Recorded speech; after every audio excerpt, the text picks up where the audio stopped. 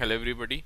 In this video, we will be talking about 25 solved PYQs for your ABM component of CAB exam. As you know, your exam is scheduled on 24th of November और अब जो time है काफ़ी कम रह गया है, approximately 10 days are left. उसके बाद तो सिर्फ रिवीजन की हम बात करेंगे. तो अभी अगर हम टारगेटेड अप्रोच के साथ इस एग्ज़ाम को क्रैक करना चाहते हैं तो सबसे पहला स्टेप होगा PYQs देखना, उन्हें अच्छे से एनालाइज करना and after that figuring out कि आपको कौन से टॉपिक्स मस्ट डू लिस्ट में रखने हैं और कौन से टॉपिक्स आप स्किप भी कर सकते हैं.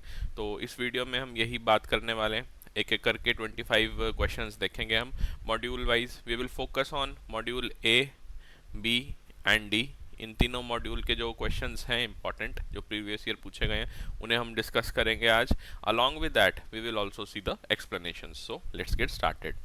सबसे पहले मॉड्यूल ए से हम स्टार्ट करेंगे, जहाँ पे आपका स्टैटिस्टिक्स का मॉड्यूल है एंड मोर और लेस यहाँ पे जो क्वेश्चंस आते हैं they are numerical in nature and we are expecting कि ये जो ट्रेंड है ये इस पर्टिकुलर साइकिल में और अपकमिंग साइकिल्स में भी कंटिन्यू करेगा IIBF. तो फर्स्ट क्वेश्चन देखते हैं.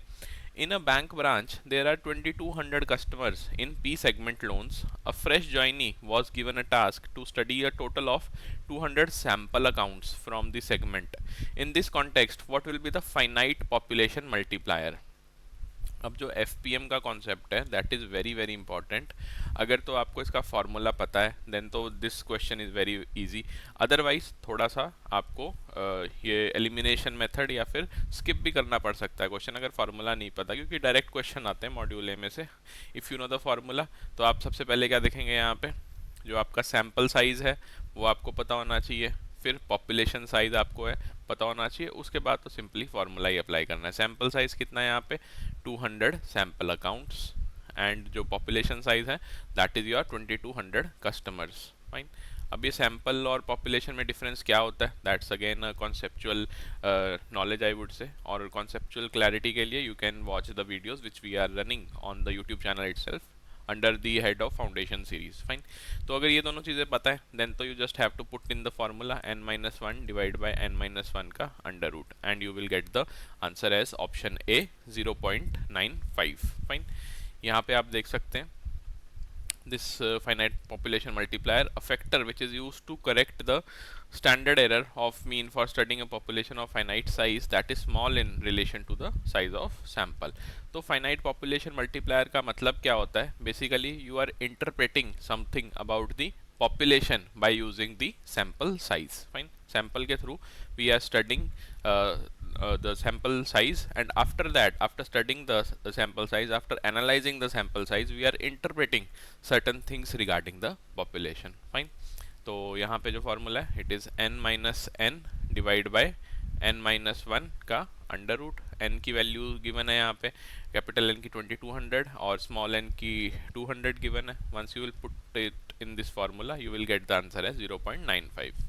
तो अगर आपको फार्मूलाज पता है ना इस पर्टिकुलर मॉड्यूल में तो चीज़ें बहुत इजी हो जाएंगी. And I will recommend also कि आप जितने भी फार्मूलाज हैं उनके लिए एक अलग ही नोट बना लो. अपना एक पेज A4 शीट है या फिर आपके पास डिजिटल नोट्स हैं, उसमें एक अलग कॉलम बना लो जिसमें सिर्फ और सिर्फ फार्मूलाज लिखो, बिकॉज डायरेक्ट क्वेश्चन आते हैं. अब ये क्वेश्चन जो हमने अभी देखा है अगर ये आप रियल टाइम में इसको सॉल्व करना चाहो तो it can be solve with in 1 minute. Fine. But अगर फार्मूला नहीं पता है देन थोड़ा सा इशू रहेगा.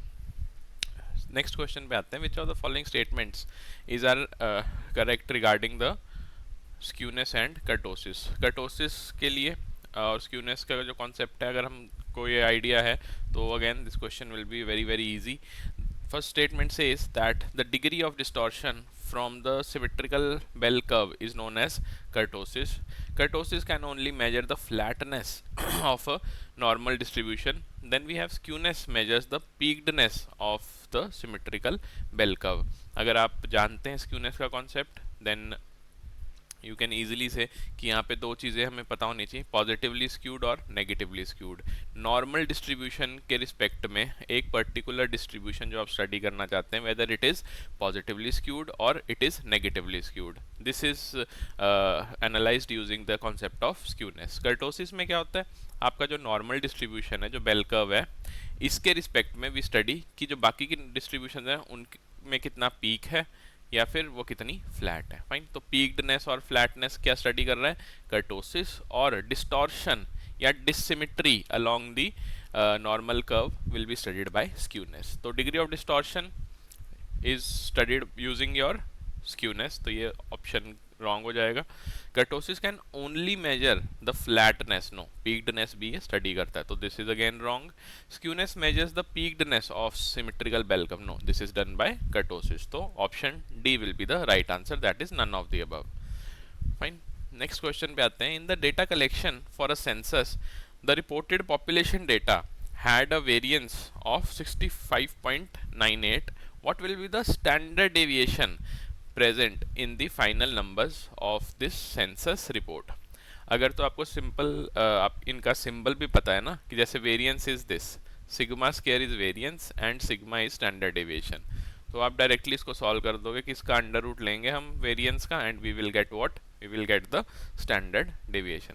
फाइन, तो आपने कभी भी एग्ज़ाम में आप बैठो या प्रैक्टिस भी कर रहे हो अपने एंड पे, अभी एग्ज़ाम प्रिपरेशन के अंदर अगर आप प्रैक्टिस भी कर रहे हो क्वेश्चंस को, तो ऐसा नहीं करना है कि अगर ज़्यादा बड़ा क्वेश्चन लिखा हुआ है, तो वैसे छोटा ही क्वेश्चन है, काफ़ी बड़ी बड़ी जो स्टेटमेंट्स हैं, काफ़ी ज़्यादा लेंथी स्टेटमेंट्स भी पूछी जाती हैं एग्ज़ाम में, बट अल्टीमेटली फार्मूला जो लगता है वो बहुत ही सिंपल लगता है। यहाँ पे आप देख रहे हो कि अंडर रूट ही लेना है हमें। Fine, once we will get the under root, we will arrive at the answer, that is option A, 8.12. Fine, यहाँ पे आप पढ़ सकते हो standard deviation is the spread of group of numbers from the mean, mean के across ही हम study करते हैं स्टैंडर्ड डेविएशन को। कॉन्सेप्ट जो है स्टैंडर्ड डेविएशन का, it basically studies the deviation according in accordance with the set standard, और set standard कौन सा है यहाँ पे, मीन। वेरिएंस क्या करता है, it measures the average degree to which each point differs from the mean. थोड़ा सा और कॉन्सेप्चुअल क्लैरिटी अगर आपको चाहिए तो वेरिएंस मैं आपको बता देता हूँ कि क्या रहता है, कि एक पर्टिकुलर मीन के अराउंड हर एक पॉइंट को स्टडी करने के बाद, सपोजिंगली आपका मीन है 115, फाइन, अब ये 115 जो है लेट सपोज इस नॉर्मल डिस्ट्रीब्यूशन पे यहाँ पे आ रहा है। फाइन, अब इसके अराउंड जितने भी पॉइंट्स हैं उनका इस पर्टिकुलर मीन के रिस्पेक्ट में कौन सी डिग्री है, या वो डिस्टॉर्टेड है या फिर वो सिमेट्रिकल है, जो भी है, that is studied using the variance. Skewness जो है वो नॉन नॉर्मल के लिए हम यूज़ करते हैं, वेरिएंस आप ये बोल सकते हो कि नॉर्मल कर्व के लिए हम यूज़ करते हैं। और स्टैंडर्ड डेविएशन और वेरिएंस में क्या रिलेशनशिप है, standard deviation is equal to under root of your variance. Fine, ये आपने याद रखना है, this formula is very very important, काफ़ी जगह ये डायरेक्टली अप्लाई होता है।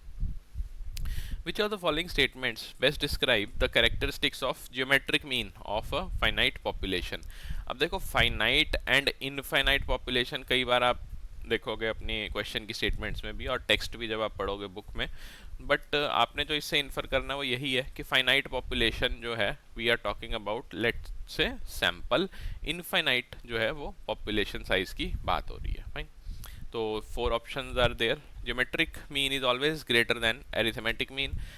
A statistician can use geometric mean formula for studying linear effect only. Fine, तो ये तो गलत हो गया है, यहाँ कंपाउंडिंग इफेक्ट स्टडी होता है सिर्फ geometric mean से।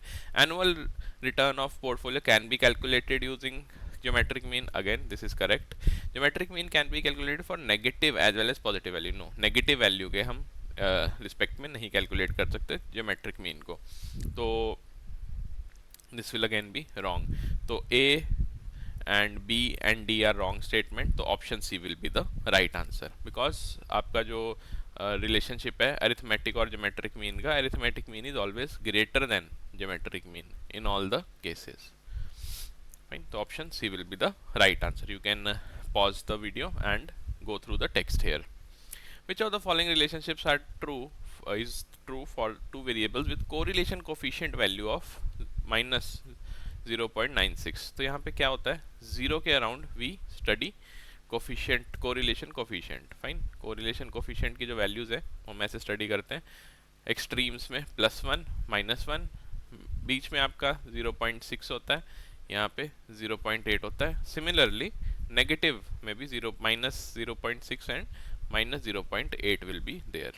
तो जैसे जैसे आप 0 से +1 जाते हो तो वी से कि आपका जो रिलेशनशिप है ये पॉजिटिव होता जा रहा है, और यहाँ से अगर आप नेगेटिव की साइड जा रहे हो तो नेगेटिव होता जा रहा है। और ये वाला जो टाइम यू कैन से ये वाला जो नंबर है between 0.8 to 1, this is known as strongly positive, और इस केस में क्या हो जाएगा ये स्ट्रांगली नेगेटिव।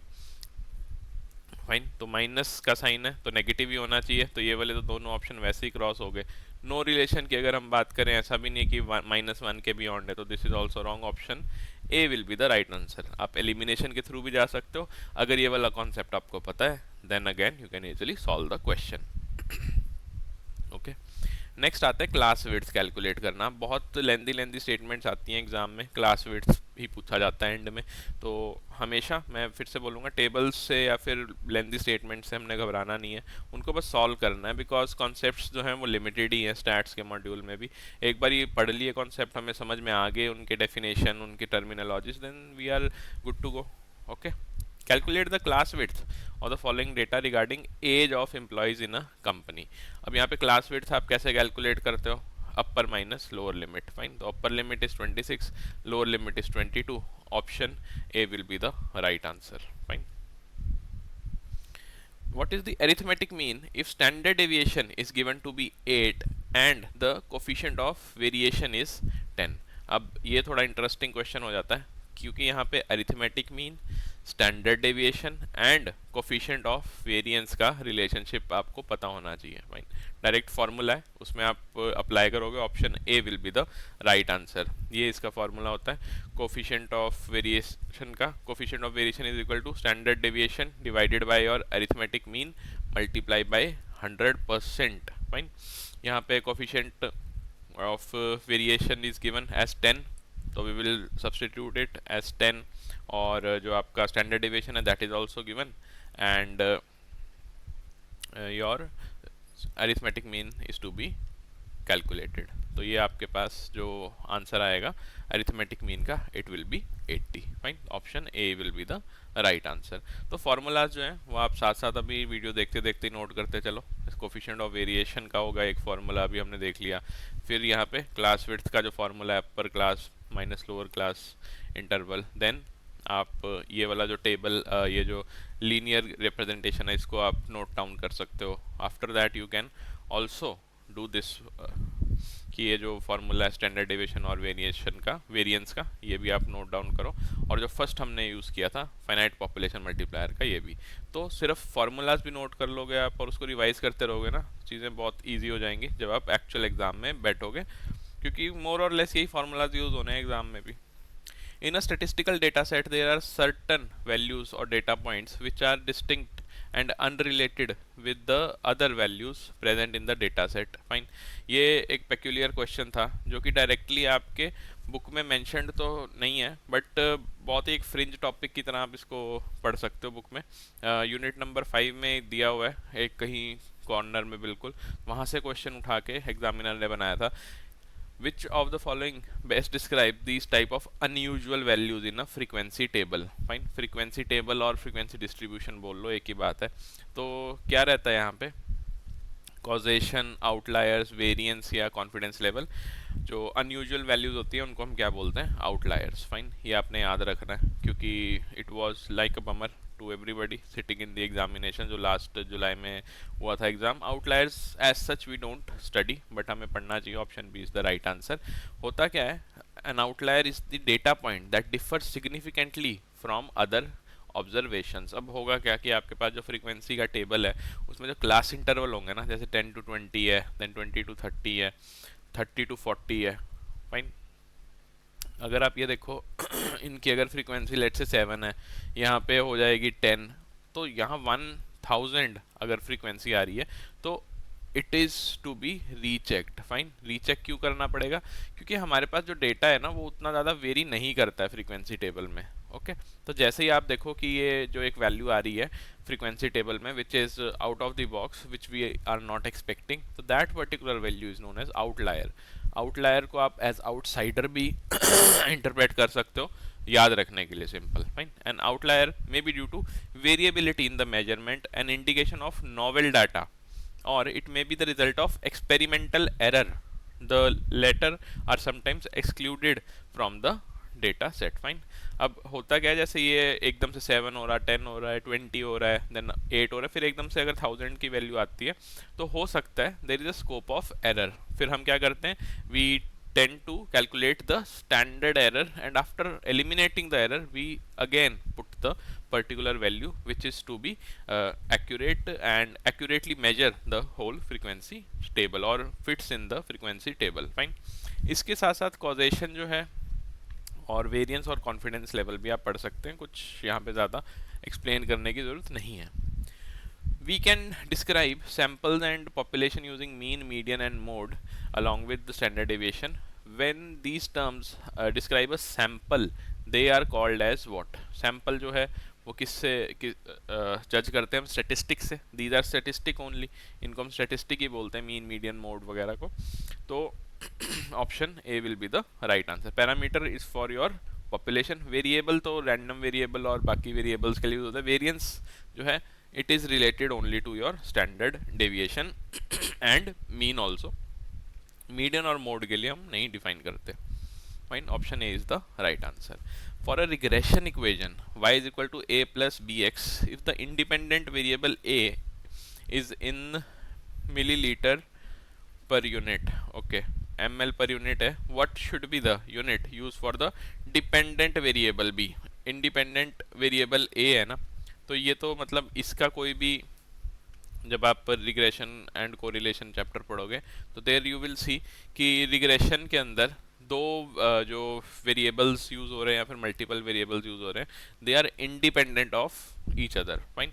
तो यहाँ पे बी का जो भी यूनिट है that is not to be, मतलब यू कैन नॉट से कि जो यूनिट बी का है that is totally dependent on A। fine, it can be independent, it can be dependent, or there might be no relation also। तो best answer क्या होएगा इसका? any unit can be present for the variable B। okay, millilitre only कब होता? जब हम correlation की बात करते हैं। यहाँ पे हम रिग्रेशन की बात कर रहे हैं। फाइन। तो read between the lines, read between the words.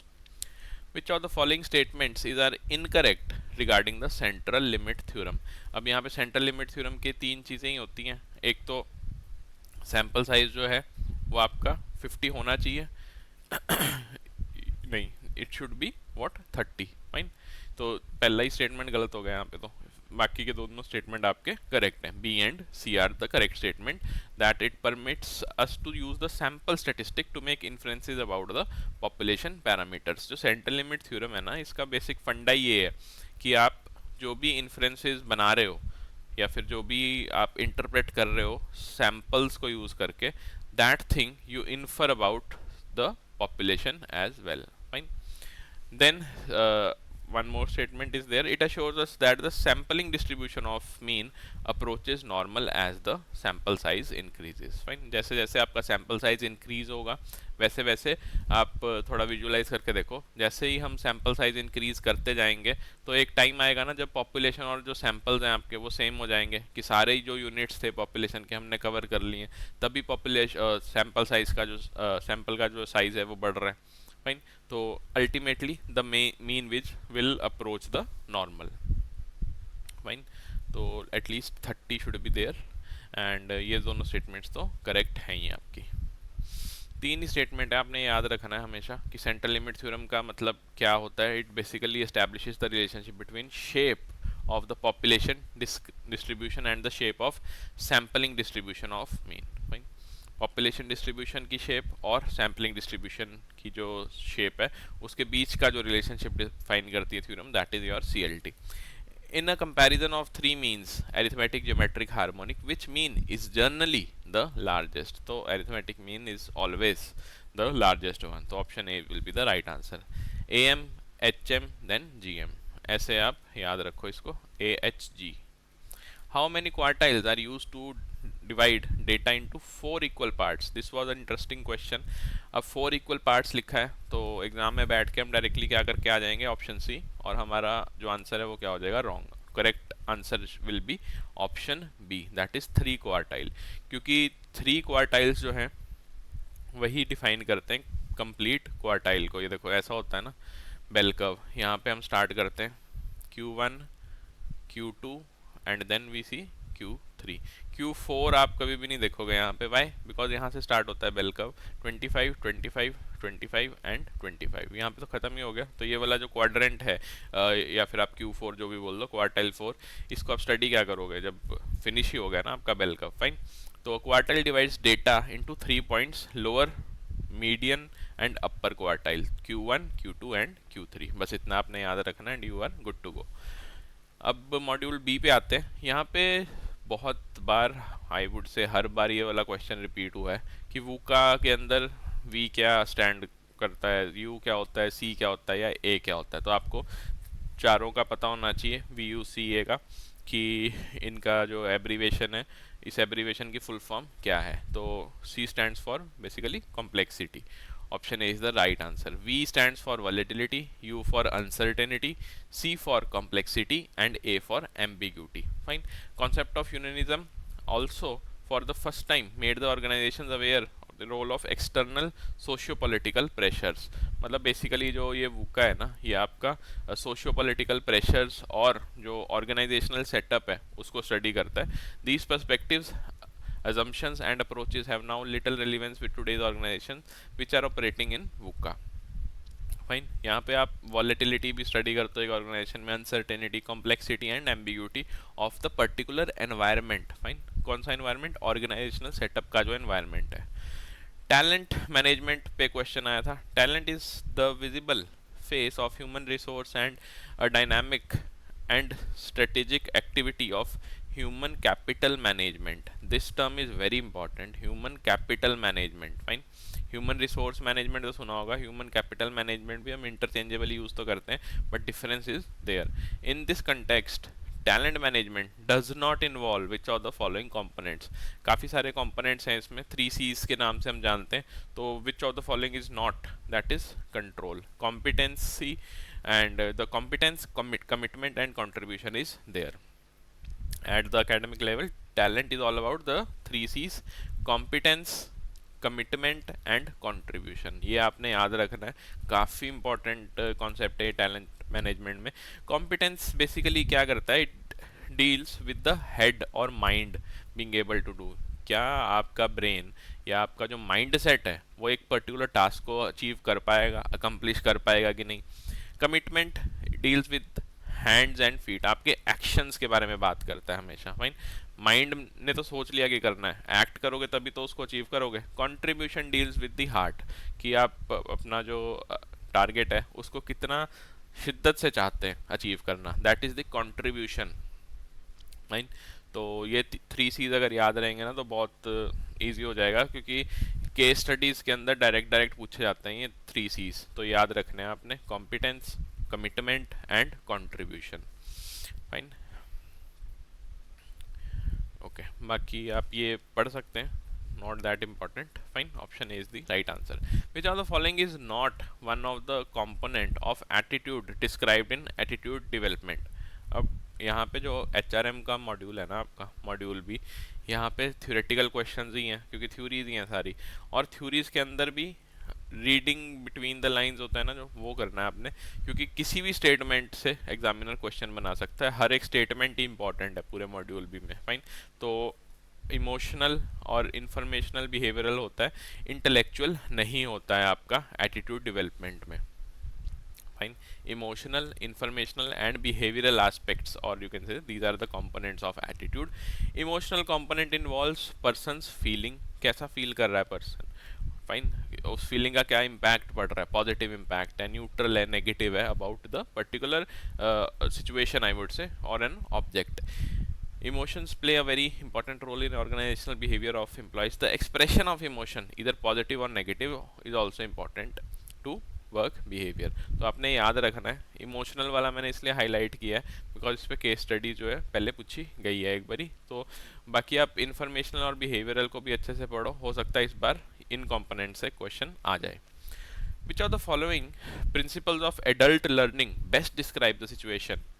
अब प्रिंसिपल्स जो हैं एडल्ट लर्निंग के, ये काफ़ी इंपॉर्टेंट है। यहाँ पे you can say more than 5 are there principles, और अलग अलग टर्म्स का अलग अलग इंटरप्रिटेशन होता है अलग अलग सिचुएशन में, तो बहुत अच्छे से पढ़ना है इसे। जो हमारे पास सिचुएशन है वो है a new probationary officer is being guided by one of the seasoned branch manager in let's say ABC bank. अब आप ये अगर ये देखोगे तो आपको सारे के सारे सेम ही लगेंगे। ट्रांसफॉर्मेशनल जो है कंपोनेंट वो मतलब वो पोर्ट्रे हो रहा है इस पर्टिकुलर सिचुएशन में, मेंटोरशिप हो रही है, ओरिएंटेशन हो रही है, मोटिवेशन हो रही है। अगर आपको एग्जैक्ट मीनिंग पता है इन सब का देन यू विल से कि ये तो मेंटरशिप का सिचुएशन है। तो option B will be the right answer. There are 7 principles, by heart होने चाहिए सातों के सातों प्रिंसिपल। आपको किसी में से भी क्वेश्चन पूछा जा सकता है। फाइन, जो रेडीनेस है and your I would say transformational and experiential, ये जो तीनों हैं these are more important as compare to the rest four because बाकियों से क्वेश्चन पहले पूछा गया है। फाइन, एडल्ट लर्निंग बेसिकली होता क्या है, यहाँ पे आप वेरियस फेजेस में डिवाइड कर देते हो अपनी लर्निंग्स को, जो कि as an adult you are providing to the society और particularly to the children. Fine, question 18 पे आते हैं। With reference to the motivation techniques which of the following best describe the job enlargement. अब ये job enlargement जो है again one of the most important topic. इसके अंदर 4 ऑप्शंस गिवन है and you have to tell कि जो motivation techniques हैं, various motivation techniques are there, उनमें से विच of the following best describe the job enlargement. अब जॉब एनलार्जमेंट पे हो सकता है, बाकी जो मोटिवेशन टेक्निक्स हैं वो भी यहाँ पे डिस्क्राइब्ड हो सकती हैं। तो आपने फाइंड आउट करना है कि जॉब एनलार्जमेंट की कौन सी मोटिवेशन टेक्निक बात कर रही है। Option A will be the right answer, that it refers to assigning more and more jobs of same level to diversify the skills of a person. Job enlargement जो horizon है उसका, एक particular job का, उसको आप expand कर रहे हो ताकि आप और ज़्यादा जॉब्स दो उन्हें और डाइवर्सिफाई करो उनकी स्किल्स को। It is a type of motivation only. नहीं, अगर आप खुद को रख के देखो बैंक में, जो कि आप वर्क कर रहे हो इन अ बैंक, तो वहाँ पे अगर आपको और ज़्यादा काम मिलेगा of various fields, various domain I would say, various verticals में अगर आपको काम करने का मौका मिलेगा तो इट विल मोटिवेट यू ना अल्टीमेटली कि यहाँ पे तो डाइवर्सिफिकेशन काफ़ी अच्छी है and I am able to learn new new things. Fine, job enlargement इसी की बात करता है। Option A is the right answer. It refers to assigning more and more jobs of same level to diversify the skills of a person. Level जो है वो same रहेगा but jobs जो है, जॉब टाइप जो है that will change. Job enlargement contradicts with the principle of specialisation and division of labour. Fine, अगर आप एक जॉब जो है सपोजिंगली लेट्स से हम लेवल 1 पे हैं अभी, फाइन, इस लेवल 1 पे हमें कौन सी जॉब मिल रही है, J1, J2, J3 and J4, तो you will become master of level 1 ना। फाइन, बट अगर आप स्पेशलाइजेशन की बात करो तो it does not involve level 1 only, it will involve level 2, level 3 और लेवल 0 ऑल्सो। फाइन, तो ये सारे के सारे लेवल्स है, you can not cover using job enlargement. तो बेसिकली ये ड्रॉबैक भी है इसका और यू कैन से it is the merit also. The child ego state is associated with the behavior that appears when a person is responding emotionally. A person's child contains the natural impulses and attitudes learned from experiences. A dash tries to enjoy every bit and take the things as they come. अब थोड़ा सा आपको ये नया लग सकता है, मतलब लेंदी लग सकती है बेसिकली स्टेटमेंट, बट अगर आपने ये पढ़ा है चाइल्ड ईगो स्टेट जो है देन यू विल से कि बहुत ही आसान सा क्वेश्चन है। Option B will be the right answer, that is natural child. Child ego state is basically associated with the behaviour that appears when a person is responding emotionally. Fine, अब ये child ego state ये नहीं समझना है आपने इससे कि सिर्फ चिल्ड्रन की बात हो रही है। No, we are talking about a state of mind which is in respect to the child ego. जैसे बच्चे थोड़ा सा जिद करते हैं, फाइन, दे रिस्पॉन्ड इमोशनली ना एट दैट एज ओनली, बड़े हो जाते हैं तो चीज़ें चेंज हो जाती हैं। Fine, the child ego state can be classified into 3 types, adopted child, natural child and little professor. और जो नेचुरल चाइल्ड है tries to enjoy every bit and take the things as they come, no worries, nothing at all, जैसे आ रहा है बस उसको देख रहे हैं and you are not adapting, I would say you are just relaxing there. Fine, natural child में यही होता है। The part of child state which adapts to what must be done to others to get along. Fine, little professor क्या होता है? It is the thinking part of child, that now you have started thinking, you have started to analyse the things, creative बन गए हो आप, intuitive बन गए हो, इमेजिनेशन पावर जो है वो बढ़ गया है आपका, फाइन, एक्सपेरिमेंट्स करना स्टार्ट कर दिया है, ऐसे तो होता है।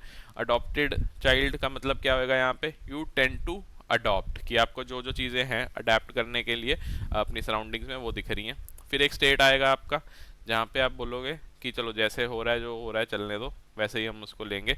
Then you start to think, you become creative. तो ये जो थ्री स्टेट्स हैं आपकी, ये चाइल्ड ईगो स्टेट्स, ये तीनों की तीनों का डिफरेंस पता होना चाहिए बेसिकली, क्योंकि कोई भी एग्जाम में पूछा जा सकता है।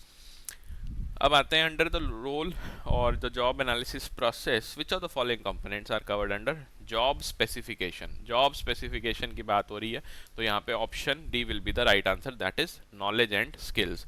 जॉब स्पेसिफिकेशन के अंदर क्या रहता है? It defines the knowledge and skills and abilities that are required to perform a job in the organization. It covers various aspects like education, work experience, managerial experience, which help us to accomplish the goals related to the job. Fine. So goal oriented, you can say, if job analysis process is there and it is goal oriented, then the most important part of that particular skill will be your job specification, because यहीं पे आपसे सारी की सारी knowledge जो है और जो स्किल्स है वो इम्पार्ट करनी पड़ती है इसी पर्टिकुलर जॉब स्पेसिफिकेशन के लिए। अब आते हैं हम नेक्स्ट क्वेश्चन पे, which deals with the concept of career roles. Out of the various career roles, which of the following stage correctly define the situation at which an individual needs to broaden his perspective and think long term, as he is now a part of top management, higher management में पहुंच गए, तो आपको which of the following stage correctly define the situation at which the individual needs to broaden his perspective, fine, and think long term as he is now part of top management. तो mentorship करोगे, sponsorship करोगे, apprenticeship करोगे, या फिर colleague की तरह behave करोगे। Option B will be the right answer, कि आप एक स्पॉन्सर जो है उस स्टेज पे आओगे अगर लॉन्ग टर्म का आपने सोचना है, because sponsorship is the word to go in the top management. At the stage of sponsors, the individual needs to broaden his perspective and think long term, as now he is the part of top management, required to define the direction in which the entire organization or at least the major segment of it would develop. He needs to develop capability to choose the right people in the organization who can support the process of influencing. Fine. Sponsor, ये वो वाला sponsorship वाला sponsor नहीं है, it is basically you are trying to influence, fine, you are trying to influence various people so that आपकी guiding light में जो organisation है, जो आप सोच रहे हो, जो आपके माइंड में है कि इस पर्टिकुलर स्टेप से ऑर्गेनाइजेशन ग्रो करेगी, उस गाइडिंग लाइट को फॉलो करें आपके सबऑर्डिनेट्स और कलीग्स। फाइन। अब आते हैं मॉड्यूल डी पे। 3 questions are there of module D. This is again the CRA score, very important question. A compliance risk score of 2 falls under which category of compliance risk level? अब अलग अलग categories हैं which are defined by your various banks, तो option A will be the right answer, that is well controlled. This table is very important. जितनी आपकी compliance risk score है उसको 4 parts में divide किया गया है। फाइन। इन 4 parts में से आपको सबसे ज़्यादा इंपॉर्टेंट होता है well controlled, which is a compliance score of 1 to 3। 3.1 till 5 is that आपका जो कंप्लायंस रिस्क का लेवल है, इट मीट्स द रिक्वायरमेंट, जितना होना चाहिए उतना ही है, आपको कुछ ज़्यादा करने की ज़रूरत नहीं है। But once it jumps to 5.1 till 7 you need to improve it, और अगर 7 के बियॉन्ड चला जाता है, that is 7.1 till 10, then it needs significant improvement. यहाँ पे तो अलार्म बज जाते हैं बैंक में आपका जैसे ही 5 से ऊपर जाए। फाइन। तो याद रखना है टेबल, हो सकता है इस बार भी पूछा जाए। और इसकी जो एप्लीकेशन है ना AML CFT में भी होती है, तो ये भी पता होना चाहिए आपको, केस स्टडी में अगर आए तो it is very important. CRA process क्या होता है? It is the process of assessing the level of compliance of regulatory directives impacting the banks and the major compliance risk faced by the bank. Fine. इस basically इन score से हम कर क्या रहे हैं, यही तो चेक कर रहे हैं ना कि कंप्लायंस है कितनी फॉलो कर रखी है बैंक ने, यानी कितना कंप्लायंट है हमारा बैंक वेरियस रेगुलेटरी नॉर्म्स के साथ। Fine. Then we have for the legal audit, the title documents in banks what is the credit exposure limit prescribed by the RBI. Now these limits are very very important. जो भी आपके tables given है ना book में, वो सारे आपको bye heart होने चाहिए अगर आप मॉड्यूल डी में अच्छा स्कोर करना चाहते हो, बिकॉज टेबल्स से ही क्वेश्चन आते हैं. तो option A is the right answer कि आपका जो टाइटल डॉक्यूमेंट्स है उसकी credit exposure limit is 5 crore and above as stated by the RBI. Fine, you can pause the video and see जो सर्कुलर है, it is dated June 7 2013. Legal audit of title document in respect of large value loan accounts. Fine.